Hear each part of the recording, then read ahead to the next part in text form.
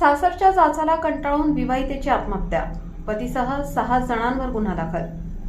अकोला येथील Dabki road police ठाण्याच्या हद्दीत एका 29 वर्षीय विवाहितेने सासरच्या छळाला कंटाळून आत्महत्या केल्याची धक्कादायक घटना समोर आली आहे.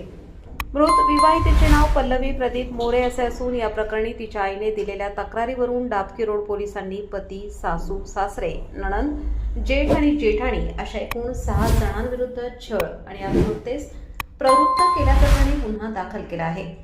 मिळालेल्या माहितीनुसार शेगाव येथील रहिवासी असलेल्या सौरेखा सुनील रणित यांची मुलगी पल्लवी हिचा विवाह 2 मार्च 2025 रोजी डाबकी येथील प्रदीप दयाराम मोरे याच्याशी झाला होता. विवाहानंतर पल्लवी सासरी नांदत असतानाही काही महिन्यातच पती प्रदीप, सासू गीताबाई, सासरे दयाराम, जेठ संदीप, जेठाणी सपना आणि नणंद चैताली संदेश पहुरकर यांनी तिला शारीरिक व मानसिक त्रास देणे सुरू केले. पल्लवीला लग्नास स्त्रीधन म्हणून मिळालेले सोन्याचे दागिने तिचे पती प्रदीप यांनी डाबकी रोडवरील एका ज्वेलर्सकडे गहाण ठेवले होते. पल्लवीने दागिने सोडवण्याबाबत विचारणा केली असता पतीने तिला मारहाण केली व धमकी दिली.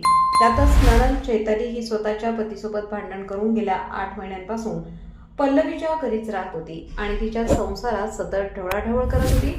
मृत्यूच्या 2 दिवसांपूर्वी 8 जुलै रोजी पल्लवीने तिच्या आईला फोन करून रडत रडत आपली व्यथा मांडली होती आणि माहेरी काही सांगितल्यास तुझा क्लीन करून टाकू अशी धमकी सासरचे लोक देत असल्याचे सांगितले जात होते.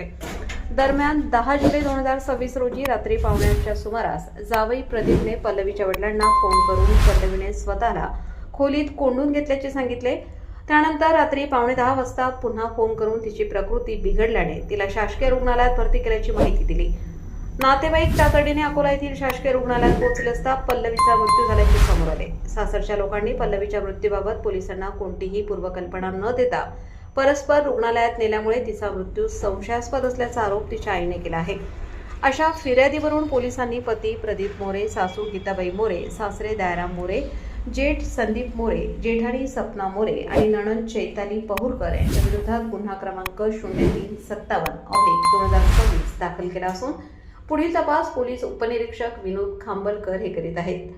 सनसनी न्यूज, शेगाव.